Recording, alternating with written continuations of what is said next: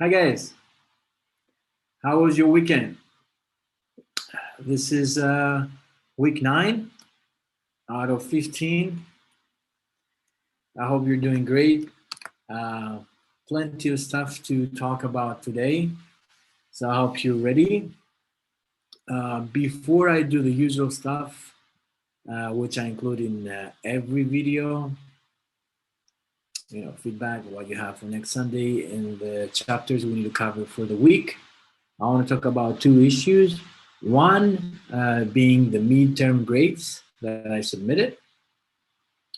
First of all, as you may have seen, I made a note that they do not include any extra credit you may have received. Also, I want you to understand that they should be at least used um, in a constructive manner. This is my feedback based on your performance, and you should take that into consideration as you're planning your next steps for the second half of the semester. A lot of things can change. Your grade can go up, your grade can also go down. So, in general, I want to communicate an optimistic message that we have plenty of time and you should take advantage of it. Okay, so use it in order to make the necessary adjustments, as I said already, for the second half of the semester. Advising starts this week, so talk with your advisor and see what you need to do. All right. Now, since I mentioned advising, that's the second thing I want to mention today.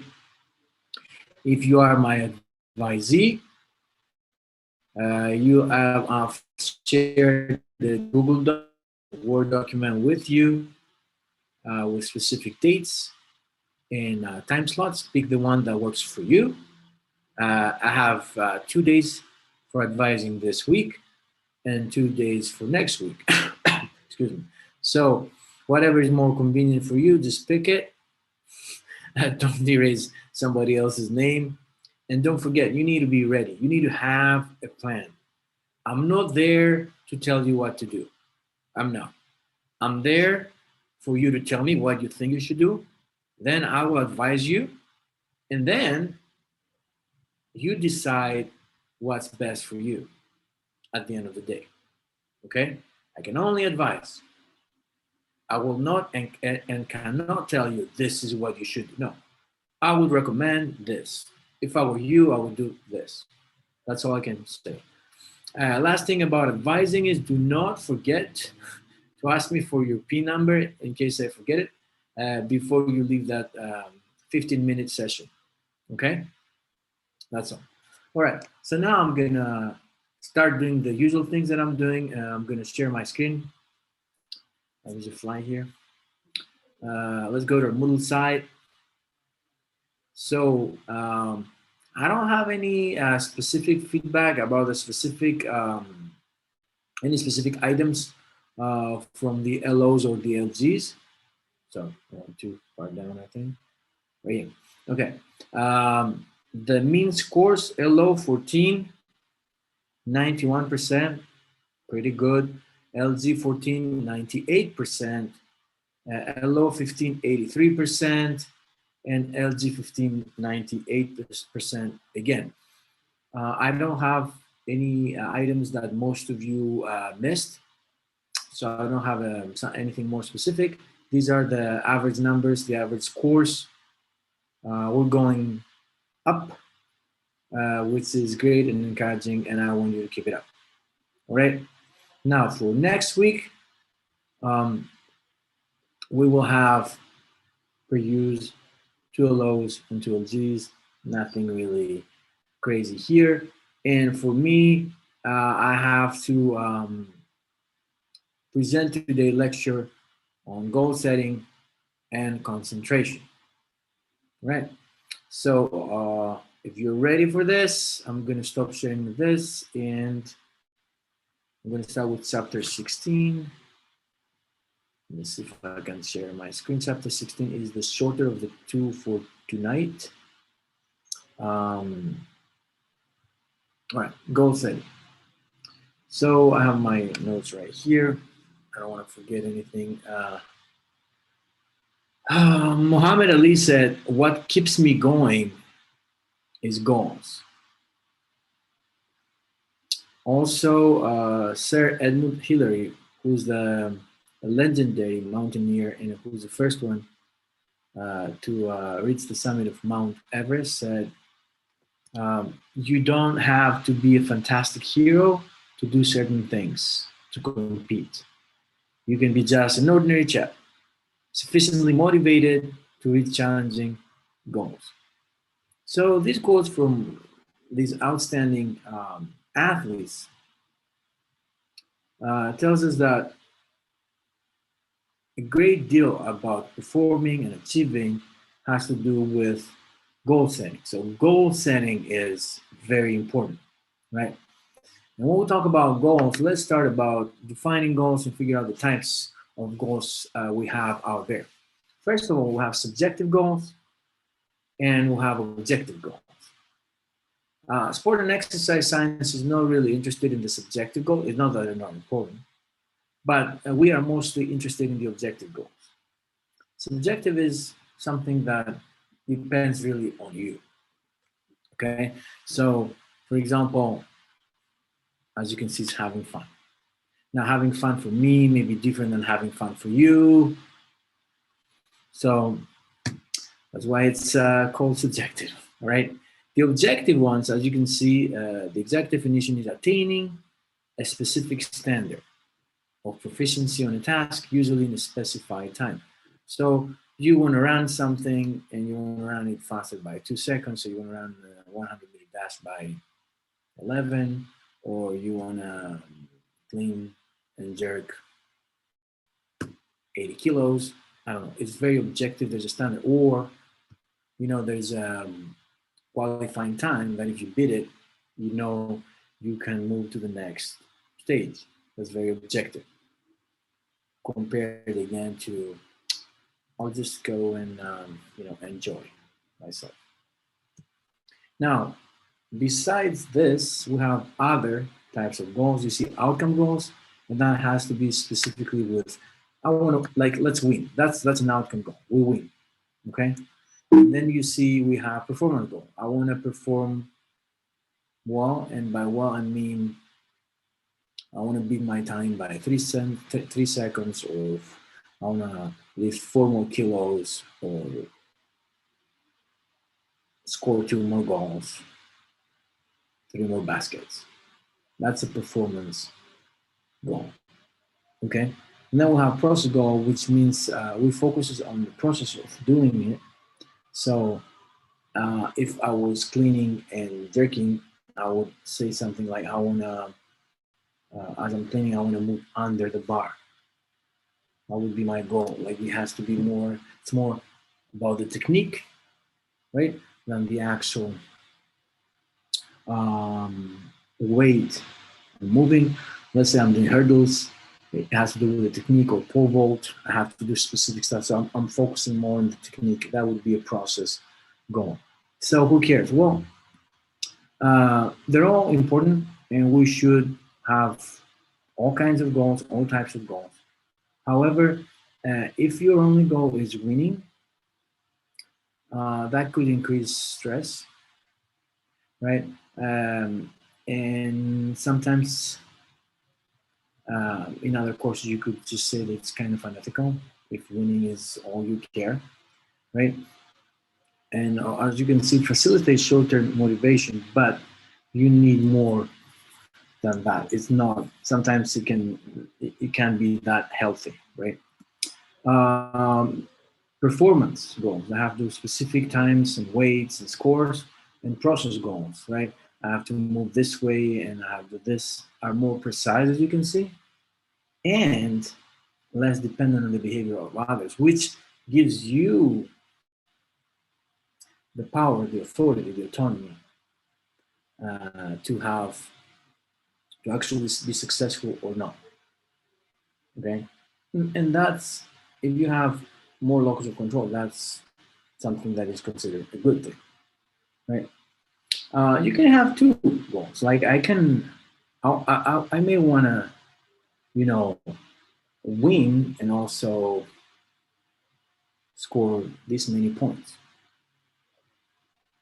That's a performance goal and an outcome goal. Sometimes, we win, so we'll have the outcome goal, but we don't perform very well. Sometimes we'll perform very well, but we don't win. Okay, so what's important for you? Anyway, uh, too much focus, as you can see, on a specific performance goal can create also anxiety. So again, these categories, we're not trying to tell you this one is better than the other one. It really depends on what you want to achieve. And as a coach tomorrow, you need to understand that that really affects the culture of the team. Okay. Um, Nothing really great here. A lot of evidence, definitely. Don't care about that. Why goal setting works? First of all, we have the indirect and the direct explanation. The indirect says, as you can see, that goals influence performance indirectly. By what? By affecting psychological factors. So less anxiety, more confidence, more satisfaction. Okay, all that makes sense. And then you have the direct explanation. So you see, you have direct attention, more effort, more effort for more time, prolonged persistence, right? And we're going to talk about attention in a little bit, and trying to get better and learn new things. That's part of goal setting as well. Move this up here. All right. Sorry. We have to have specific goals. We're going to talk about SMART goals. So we're going to talk about them today as well. Challenging, but also realistic. We should have long-term goals and short-term goals, all kinds of types. And I'm going to analyze the mastery approach versus the performance avoidance in a little bit, so you understand why it would be better to focusing on, like, let's not lose, but in a way, let's try to win. We'll see. That's very simplistic. I'm going to explain more. You have to have goals in practice as well, during practice. Okay, those goals are very important because those goals may lead to those competition goals, right? And you record, put everything down. That was my goal for the day. I did it. I didn't do it. I had 2 failures. I tried again. Let's say you were doing weightlifting. It's nothing, right? I wanted to go for 102.5. I didn't do it. I did 100. I tried again at 102. I didn't do it. I took it down at 95. I did, like, anything that you did. So then you can set your next goal. And whatever happened today, you use it for the next goal setting, for the next practice. And that slowly, those little short-term goals, you move towards your long-term goal, which is to have a PR or win when the time comes. Well, by the time I'm in the event, okay? All right. Develop goal achievement strategies. Strategy is important. How we're going to do it, actually, right? Take into consideration personalities and motivations. What's important for me? What's important for you? Commitment. If they have any support, if you can provide any support as a coach, right? And evaluation and feedback about goals. Like, I want to do this. What did I do? And then adjust, readjust, go. Try, feedback, like, use it as a circle. We talked about this. Nothing really fancy. Just an example they use with youth in skating. So you can see up here, like, the long-term goal and all the short-term goals. That's usually the progression, as you can see here, down here. So how you go from easier to more difficult, all the way to this goal. Okay. Like, all right, I want to talk about this a little bit. And we'll have mastery approach, mastery avoidance, performance approach, performance avoidance. Example, improve my time in a mile by 5 seconds. Mastery approach. Here, mastery avoidance. Don't run the mile slower than last time. Okay, performance. Finish in the top 10, don't finish in the bottom half. Let me give you an example. We're playing basketball. We have played pretty well throughout the tournament, and we just shouldn't lose by more than 20 to move to the next phase. Okay, what this tells us is we shouldn't say, "Oh, just don't run it, don't lose by 20." You have to have a mastery approach, even if losing by 20 or less could be beneficial for you as well. Okay, having a mastery approach compared to performance avoidance will help you with your goals, which means will help you with your performance. Okay. All right, we talked about that.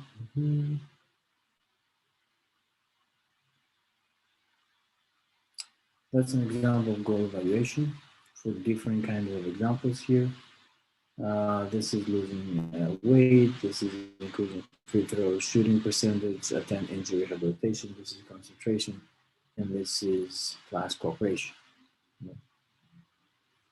Hope. I don't want to say a lot about hope. Hope is related with goal setting. As you can see, it involves the thinking process whereby people have an overall perception that goals can be met and they have the skills to go about achieving those goals. So you are positive about achieving your goal. So people having hope have a sense of goal-directed determination. And there's trait and state measures of hope, and it depends on what we use in class. A lot of times I use some of those skills and play with the students so they can figure out what's their level of hope. Okay. We have group goals, kind of complicated sometimes. Goals in a team setting is complicated because everybody has to buy in, everybody has to believe in them. At the same time, people or athletes may have individual goals as well. Will they be against the group goal, or are they going to serve the group goal? You know, it's if they are conflicting, things get even more interesting. All right, I want to stop here for a sec. So here, we in classes like 212 and 210, especially 212, excuse me, we talked about SMART goal, right? Here we have a more contemporary version, and it has another S at the end. So it's SMART's goal, right? And the last S stands for self-determined. So here we know the specific, the measurable, the action-oriented, or achievable, the realistic, the timely, and the self-determined.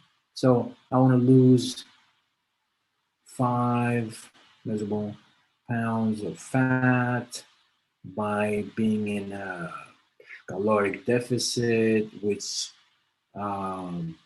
as the dietitian will prescribe for me. It's realistic because I want to lose it in 5 pounds of fat in I don't know, in a year.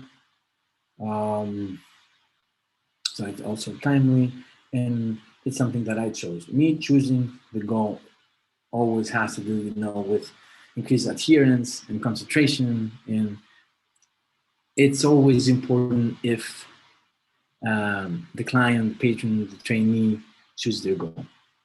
Okay. Nothing really here. Common problems. Helping people buy in. If you don't have specific goals, too many goals too soon. If you don't adjust your goals, and that's something I'm going to talk about at the end of this presentation. Failing to recognize individual difference, so everybody should have the same goal. It's fine, everybody is the same. And not really following up, evaluating, and readjusting. So that's the last thing I want to talk about today. So this represents, it may has happened to you, or may know somebody who this has happened to them. So we had an original goal, and then that person, let's say we have a hockey player, right, get injured. What do? Of course, performance will go down. We thought it would go up. So what are we doing now? We readjust, right? We readjust, and then you see there's adjusted goal one out. From here, the bottom, right? We have one goal here, and then we have the second goal here, and our third goal is actually where we were before getting injured, and then this is our ultimate goal that we were trying to achieve. It took us way more, but things happen, man. Life, right? You have, as a coach, you need to be, and as a trainee, right? You need to readjust your thought process and see what you can do with what you have. And at this point, it's very disappointing. It's very disheartening that you got injured because you were here, and now you ended up going up from this, which is huge difference in performance, 40% almost went down. But life is a marathon. Consistency, consistency, consistency. Progress. Boom. That's all from this chapter, and now um, I'll move to the next PowerPoint slideshow and go from there, which is about concentration. Second chapter for today. Hang in there, okay? All right. Concentration. So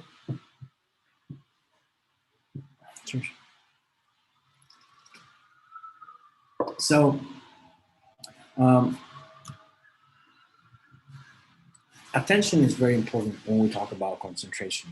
It's that important that a lot of times we use them interchangeably. So as you can see down here, attention is concentration. That's an older-ish definition of attention, the concentration of mental effort on sensory or mental events. This is newer.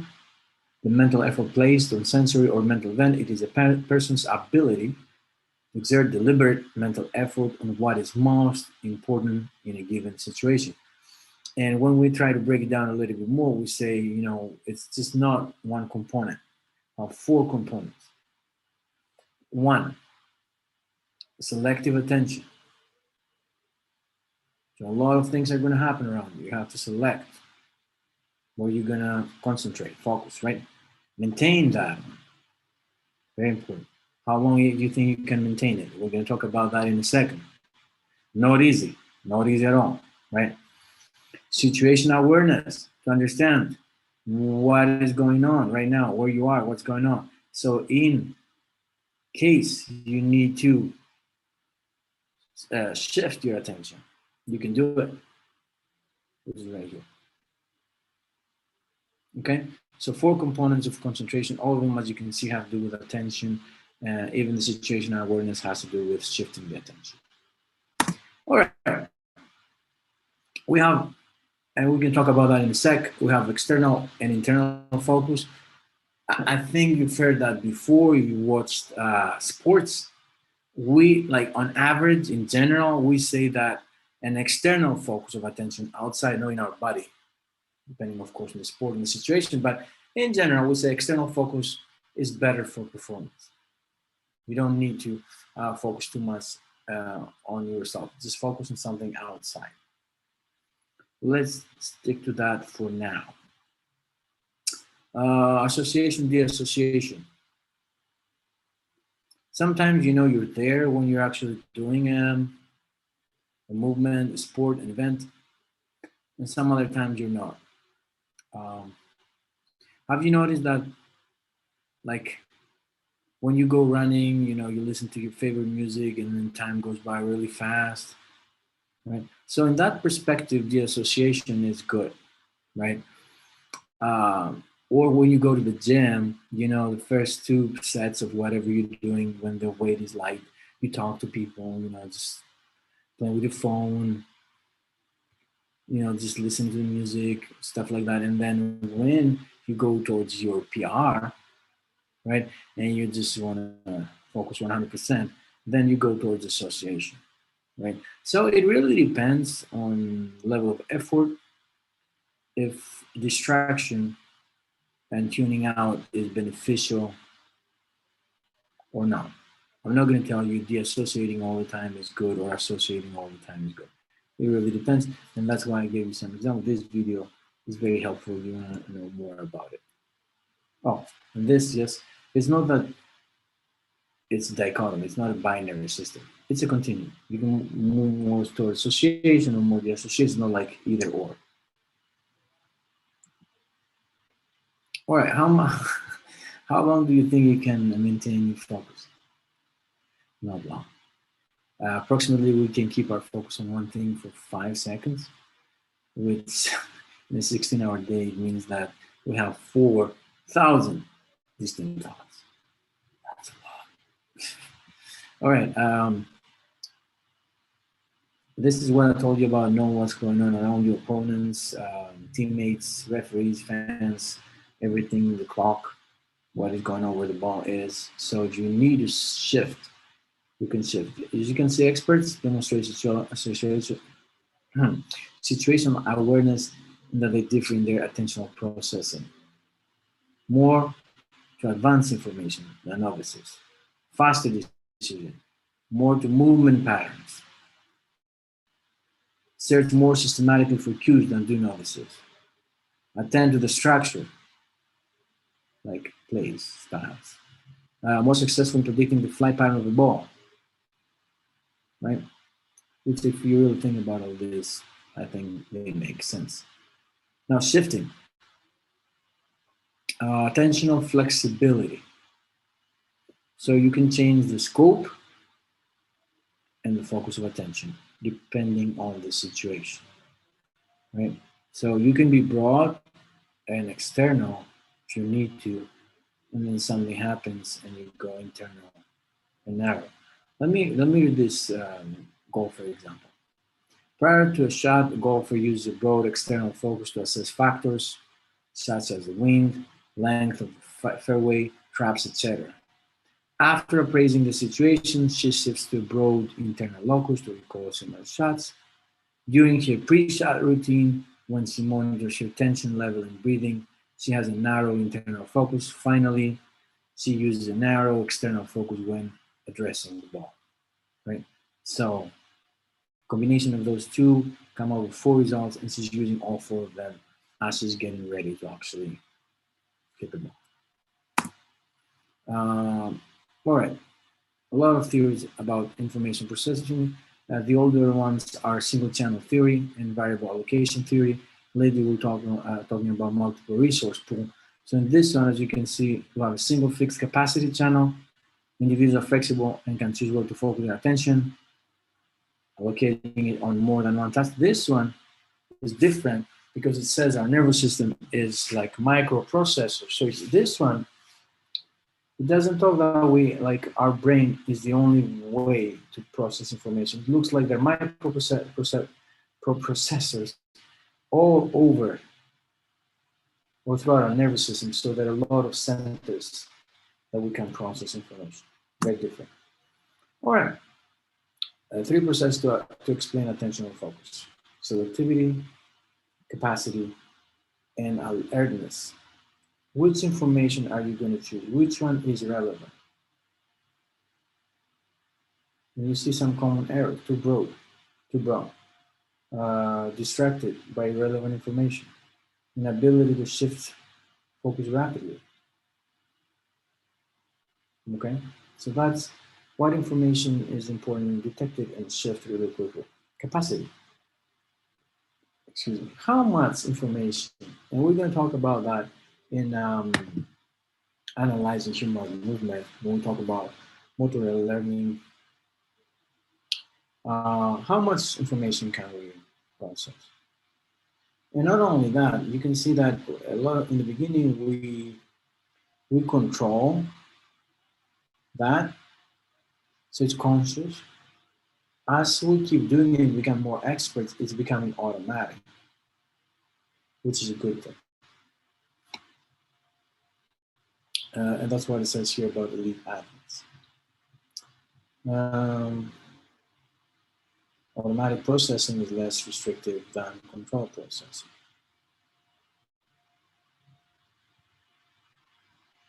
Alertness. It has to do with arousal. So arousal goes up, the attentional field goes down on average.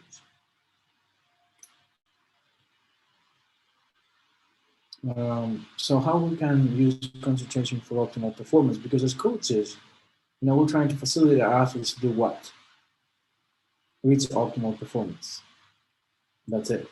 So focus on only the relevant cues, automatic process, and eliminate distractions. Now, these are the focuses, the 4 different types. So as you can see here, we have broad and narrow when we talk about width, and when we talk about direction, external or internal. And of course, we have combinations, so narrow, external, external broad, broad internal, and narrow internal. So in this one, for example, broad internal, used to analyze and plan, developing a game plan or strategy. Narrow external, used to focus exclusively on 1 or 2 external cues, for example, the ball. When we cannot concentrate, it may be due to internal distractors. Past events, what was that thing that I just did? For example, future events, what if I miss this shot? Choking under pressure, overanalyze the body mechanics, like I have to breathe this way, and will you focus internally too much? Of course, if you're tired, and of course, if you don't care. You don't care in general, or you don't care about the specific game or the specific shot. Choking, I don't want to focus on choking too much. It is considered, or it could be considered an attentional problem. They use it a lot, like if you watch ESPN or any kind of he choked, she choked, or something like that. What is it? Is, as you can see, an attentional process that leads to impaired performance. Okay, so in general, when stakes are high, let's say you're just at the free throw line. If you make both, you're gonna win the championship. There's no, and during practice, you make 98% of all free throws, and then you miss both because the stakes are high. So here, what happened is the attentional process that you used because of the stakes being high impaired your performance. It's not that you forgot how to shoot free throws. You can see here condition related to choking, important competition, critical plays, evaluation by coaches. People are there, like agents, right? So that leads to physical changes like muscle tension, increases in muscle tension, and attentional changes, internal locus. You focus too much on how you're going to do it, which of course is impair both of them your performance, let's say because you rested.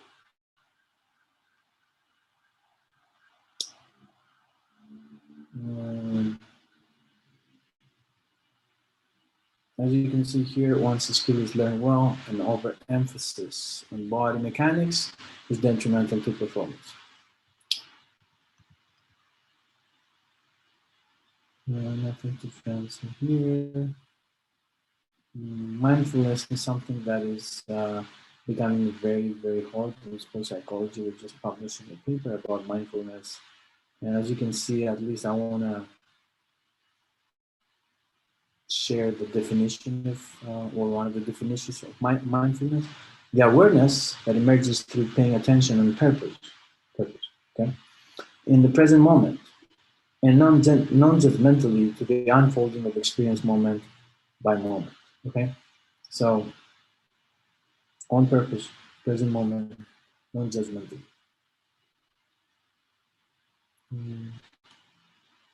External distractors, stimuli from the environment, noise.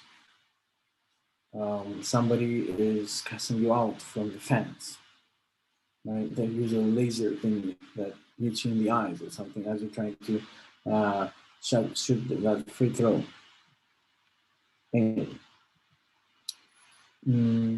All right, self-talk. What is self-talk? Any statement or thought about yourself. It can be positive, it can be negative, it can be nothing, it can be whatever. And what I'm trying to say, it can be neutral, right? Um, Also, it can be instructional of how to do it, or like how to throw the second, shoot the second free throw. It can be spontaneous, which means you weren't really planning it. Something happened, like you missed or you made the first free throw. And goal directed is again type of something that has to do with the goal. Let's do this. Let's concentrate on that. Let's go oriented. Positive, negative, as I also said, is neutral. So you can be like, where are we going later tonight? Um, how does it work? It gives you better concentration, optimism, and calms you down. You see here the same event, it can be perceived differently. And as it's being perceived differently, it ends up with different results. Missing an important shot in tennis, what an idiot, anger, hopelessness. Keep your eyes on the ball, oriented. Better concentration, optimism, calmness. Setback and rehabilitating an injury, I'll never get back. Hopelessness, anger, frustration. This type of injury just takes time to heal. Optimism, motivation, increased effort. Again, that has to do with how you perceive the same event. Negative self-talk. Um, we'll have to be careful. Sometimes we don't even realize it that we're being negative in our head. We talk to ourselves all the time. You're talking to yourself right now. Most likely. And ironic processing occurs.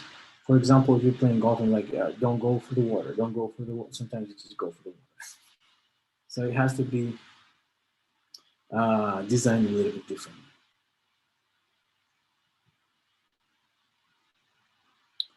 What was the use of self-talk? Okay. This is something I wanted to mention for sure.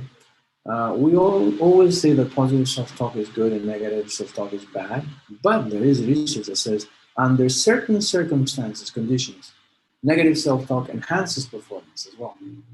What? Yes, because the same thing has like it's about cultures, and it's something that has to be taken into consideration.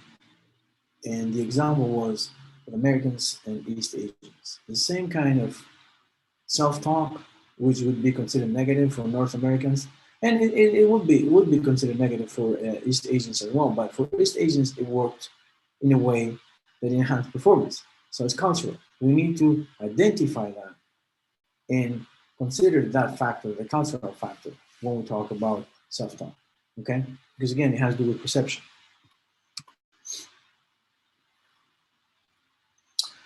Techniques for improving self-talk, thought stopping. First of all, you need to identify the negative thoughts. That's really hard sometimes, and once you do it, you need to stop, block them, boom, done. Then you should move to changing the negative to positive self-talk, right? And then combining self-talk with self-feedback means that when you're trying to do something, then you check if you actually do it. You give feedback to your actual self, and you adjust your self-talk for the next rep, shot, effort, try, whatever. Yeah.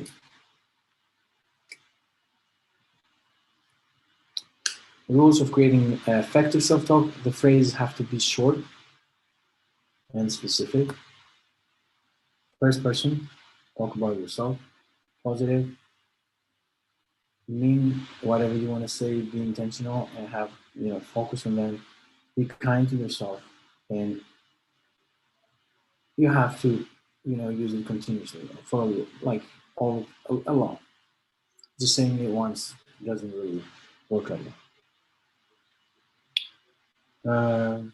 5 P's, personalized, of course, practiced, purpose, positive phrasing, and position. Position means you have to customize the way. We talked about that. I don't care about EBT.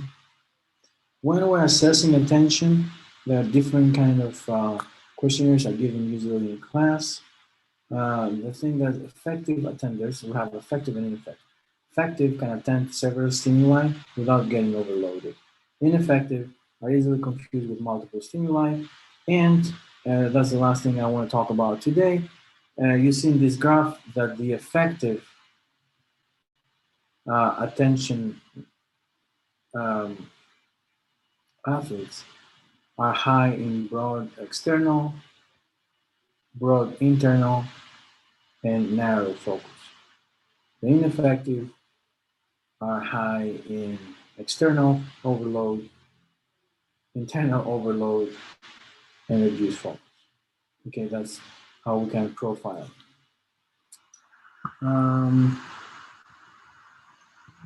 That's the last thing I want to share. For today, I'm going to stop sharing my screen. That's it for this week, guys. I hope you have a very productive week. Tomorrow, I do have office hours, but at the same time, I will be advising. If you want to log in, log in.